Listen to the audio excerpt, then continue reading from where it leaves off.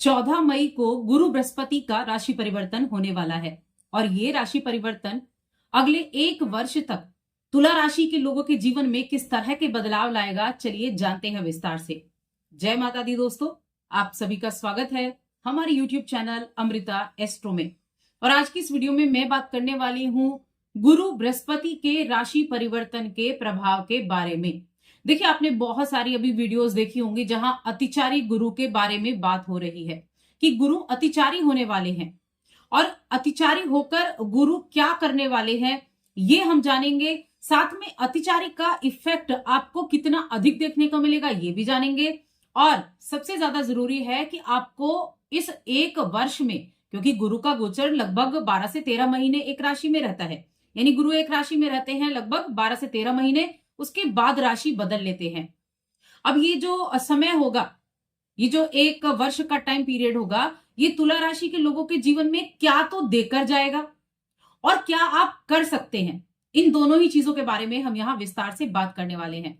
तो आगे बढ़ने से पहले छोटा सा निवेदन है, चैनल पर पहली बार आए हैं, अभी तक चैनल को सब्सक्राइब नहीं किया है तो चैनल को सब्सक्राइब जरूर कर लें। तो देखिए, तुला राशि शुक्र की राशि है और गुरु का गोचर अगर हम बात करें तो आप अगर यहाँ अपनी कुंडली में देखें तो गुरु अभी आपके अष्टम भाव में बैठे हुए थे, जो गुरु के लिए बहुत अच्छी स्थिति तो नहीं थी। हालांकि आपकी राशि के स्वामी के साथ है, लेकिन वो उनकी शत्रु राशि भी होती है। अष्टम भाव में बहुत अच्छी स्थिति तो नहीं थी।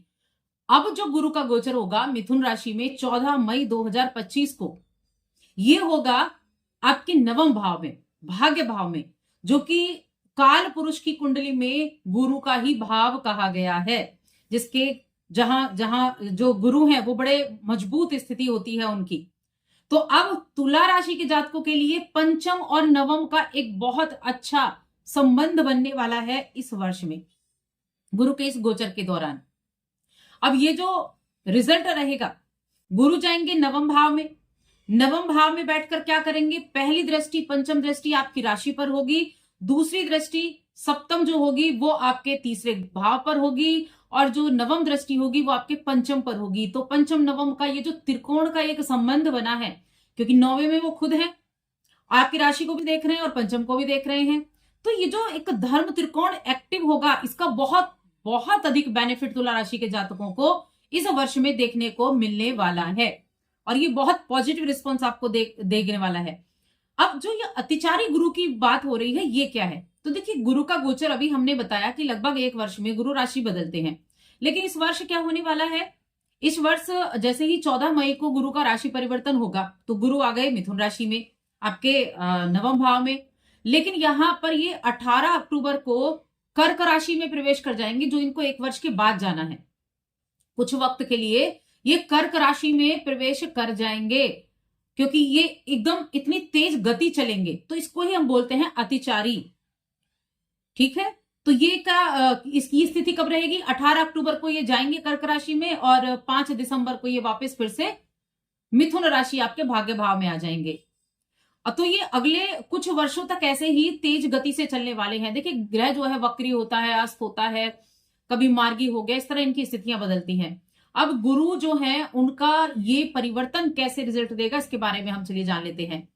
सबसे पहली चीज, गुरु किस चीज के कारक हैं? गुरु संतान के कारक हैं, विवाह के कारक हैं, ज्ञान के कारक हैं, भाग्य को बदलने वाले हैं, भाग्य को बदलने वाले हैं। ये आपके लिए एकदम सटीक भविष्यवाणी बनती है कि ये वो वक्त है जब तुला राशि के जातक भाग्य को बदल सकते हैं, क्योंकि भाग्य भाव में बैठे हैं, त्रिकोण को एक्टिव कर रहे हैं, धर्म त्रिकोण को, तो बहुत उत्तम रिजल्ट मिलेंगे। क्या क्या होगा?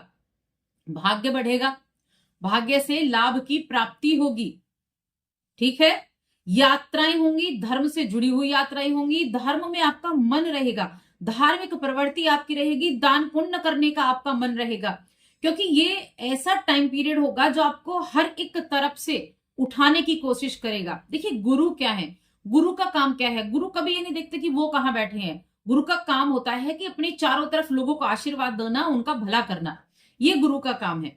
तो गुरु यही करने वाले हैं। विवाह के योग बनेंगे, विवाह के प्रस्ताव आएंगे, किसी धर्म स्थान पर तीर्थ यात्रा के लिए जा सकते हैं, दान पुण्य के काम कर सकते हैं, कोई गुरु दीक्षा ले सकते हैं। अगर आप बड़े टाइम से चाह रहे थे कोई अच्छा गुरु आपको मिले, आप गुरु दीक्षा लेना चाह रहे थे, तो ये जो आपकी ख्वाहिश है ना, ये आपकी पूरी हो सकती है इस समय अवधि में, क्योंकि यहाँ आपको मन चाहे परिणाम प्राप्त होने वाले हैं इस गुरु के गोचर के द्वारा। उसके अलावा आप धर्म में आपकी रुचि तो बढ़ेगी, साथ में नवम भाव उच्च शिक्षा का भाव भी है, आप उच्च शिक्षा प्राप्त कर पाएंगे, मनचाहे कॉलेज में एडमिशन ले पाएंगे, साथ में विदेश यात्रा भी कर पाएंगे। विदेश यात्रा का भी आपके लिए योग बनेगा, अपने करियर के द्वारा आप विदेश यात्रा कर पाएंगे। इसके अलावा जिनके संतान नहीं है, संतान प्राप्ति का भी योग बनेगा। पंचम पर दृष्टि, देखिए पंचम भाव संतान का भाव है, भाग्य भाव में बैठकर पंचम पर दृष्टि डालेंगे तो संतान प्राप्ति के योग भी बनेंगे। जो लोग संतान के वेट कर रहे थे ना, अच्छे योग नहीं बन रहे थे, दशा अच्छी नहीं चल रही थी या दशा चल रही थी तो भी नहीं, तो कहते हैं जब गुरु दृष्टि डालता है पंचम पर तो संतान प्राप्ति के बड़े उत्तम योग बनते हैं। वही चीजें अब आपके लिए तुला राशि के जातकों के लिए होने वाली है।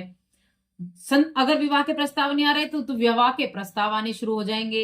इसके अलावा माता पिता का सुख भी आपको प्राप्त होगा। माता पिता बहुत ज्यादा आपके लिए एक कहते हैं ना प्रेम बरसाने वाले रहेंगे। उच्च पद पाना चाहते थे उच्च पद मिलेगा, प्रमोशन पाना चाहते थे प्रमोशन मिलेगी।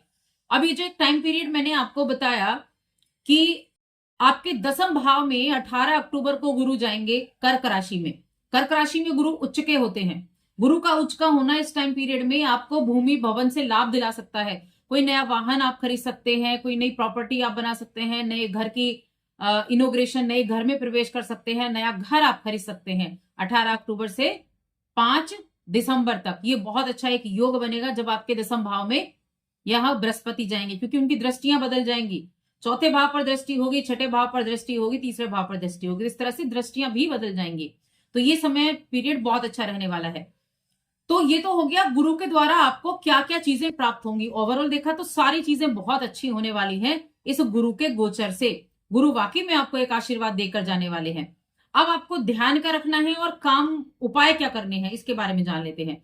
सबसे पहली चीज है कि मन में जितने पॉजिटिव विचार होंगे, जितना अधिक आप पॉजिटिव रहेंगे, उतना ज्यादा आपके लिए फायदेमंद रहेगा। किसी भी बात को लेकर मन में नेगेटिविटी नहीं लानी है, आलस नहीं करना है, क्योंकि आलस भी आएगा।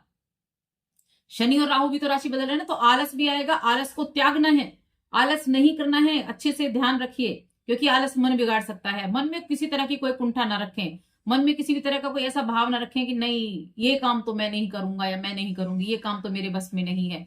ये तो मन में लाना ही नहीं। मन में ये भाव रहना बेहद जरूरी है कि आप हर वो काम कर सकते हैं जो दूसरा व्यक्ति कर सकता है। यानी मन में ये लाना ही नहीं है कि ये आप काम नहीं कर सकते हैं या आपको कोई हरा भी सकता है। ये भाव नहीं लाना है, इस चीज को हमेशा याद रखें। अपने काम पर आपको फोकस करना है। दूसरा है कि क्या कर सकते हैं आप अपने लिए और अधिक अच्छे रिजल्ट पाने के लिए। सबसे पहली चीज, क्योंकि आपका धर्म त्रिकोण बड़ा अच्छा होने वाला है, अपने पैसों से किसी को तीर्थ यात्रा जरूर कराएं, किसी ना किसी तरह से, चाहे छोटी ही यात्रा सही, लेकिन अपने पैसे से किसी बुजुर्ग को, किसी असहाय को, जो जा नहीं सकता उसको आप तीर्थ यात्रा जरूर कराएं। और कुछ दान पुण्य कर सकते हैं, जैसे आप चीनी का दान कर सकते हैं, आप शहद का दान कर सकते हैं, कुछ किसी के कोई लड़की का, कन्या का विवाह है तो उसमें कुछ चांदी की चीज दान कर सकते हैं, चाहे वो छोटी सी ही क्यों ना हो।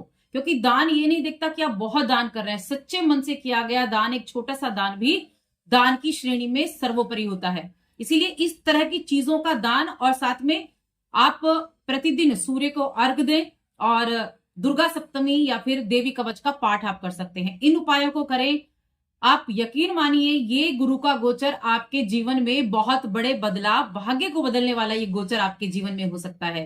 क्योंकि गुरु वो हैं जो जीवन में सही राह दिखाते हैं, गुरु वो हैं जो दूसरों को बलि बनाते हैं और खुद एक गरीब कुटिया में रहते हैं। तो इस चीज को हमेशा याद रखें। तो बस आज की इस वीडियो में इतना ही। वीडियो कैसी लगी हमें कमेंट करके जरूर बताएं।